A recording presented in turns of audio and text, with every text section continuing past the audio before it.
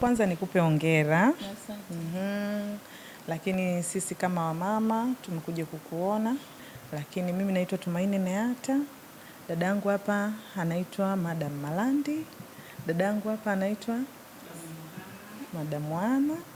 Na wenzetu pia ambao hawajaweza kufika hapa, lakini wameweza kutufanya sisi tuje kuwawakilisha.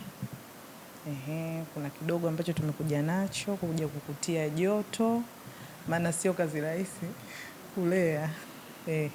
Hongera sana dada yetu kwa kupata watoto 5. Ni baraka kubwa kutoka kwa Mwenyezi Mungu. Ni kitu ambacho unatakiwa kujivunia kwamba umepata watoto 5. Sio kitu cha kukata tamaa kwamba nimepata watoto 5 nitawaleaje.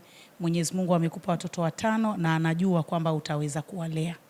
Kwa hiyo sisi tunakupongeza sana na tunakutia moyo kwamba kila Mungu alichokitaka kiwe, anajua kwa nini amefanya iwe hivyo na anajua namna gani wewe unaweza ukahendo hilo swala. Sisi kama wanawake, kama alivyosema Dada Tumaini, sisi ni wanawake kutoka Mtwara mjini. Tupo wanawake wengi kusema kweli, lakini tuliona tuje kukupa joto kama alivyosema. Yupo dada yetu Tunza Malapo na yeye amechangia kidogo, yupo dada yetu Severin, tunaye dada yetu Tea, tunaye dada yetu Sembua, kila mtu ametoa kidogo kidogo. Tunaye Mheshimiwa Zura Mikidadi pamoja na Madam Mohana. Tumekuja angalau tukupe kidogo, sio kikubwa. Unajua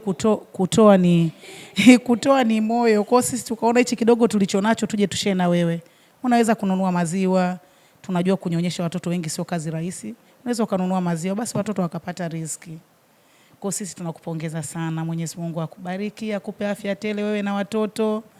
Wakue watoto 5. Sisi tunataka tuwashuhudie watoto 5. Tutaendelea kuja kukusalimia utakaporudi nyumbani kwa sababu tumeambiwa unakaa hapa karibu pia. Mangamba, tena mimi ni jirani yako. Kwa hiyo tutaendelea kuja nyumbani utakapotoka hospitali kukusalimia na kufanya tunaloweza kufanya kwa ajili ya watoto wetu. Naitwa Furaha Chilambo. Mimi napenda kutoa shukrani za dhati kwa kunikuta. Na Mwenyezi Mungu awabariki na roho hizo mlizobarikiwa muendelee. Yaani msirudi nyuma, msonge mbele. Wanawake tunaweza kabisa. Nani kama mama? Hakuna. Dr. Samia safi.